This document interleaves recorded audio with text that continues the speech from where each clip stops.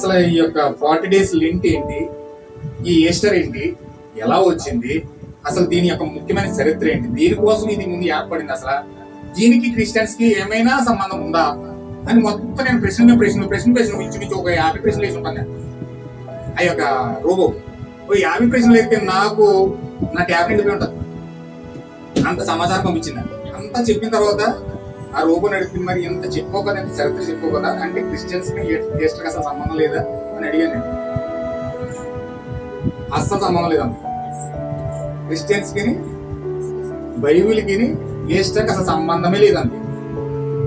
అంటే ఈ పండగ ఎవరిదంటే అష్టార్థి దేవత అనే ఒక దేవత, రోమీల దేవత, బబులోనియన్ దేవత, ఆ దేవతకు సంబంధించిన చాప్టర్ అంతయు కూడా క్రైస్తవంలోకి ప్రవేశపెట్టింది ఎవరంటే 325 శతాబ్దంలో కాన్స్టంటైన్ అనే ఒక రాజు దాన్ని ప్రవేశపెట్టాడని చెప్పి ఆ రోగ చెప్తుంది.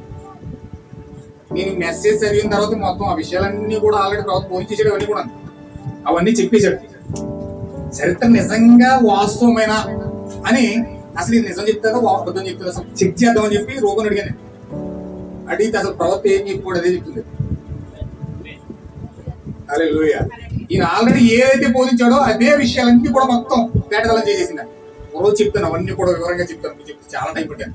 ఇంకో ట్యాబ్లెట్ ఉంది, చాలా మెసేజ్లు, చాలా మొత్తం ఆ నాగరికతలన్నిటి కోసం ఎక్కడెక్కడ ఏది ఉందో, ఎవరిది ఎక్కడ ఉందో, దాన్ని ఏ విధంగా ఆచరిస్తున్నారు చూడండి.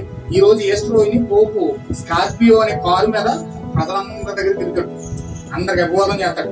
ఈస్టర్ రోజుని తిరుగుతాడు స్కార్పియో కారు మీద. స్కార్పియో అంటే తెలుసు కదా మీకు, తేలు అంటే కారు ఎలా ఉంటుందంటే తేలులో ఉంటుంది అన్నమాట.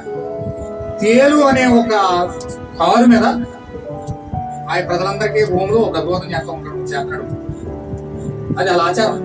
గుడ్లు పంచుతారు ఈస్టర్కి, కుందేలు పంచుకుంటారు, గుడ్లు పంచుకుంటారు ఈస్టర్కి. ఇవన్నీ కుందేలు గుడ్డు పెడతావు. కుందేలు ఎక్కడ గుడ్డు పెడుతుందండి?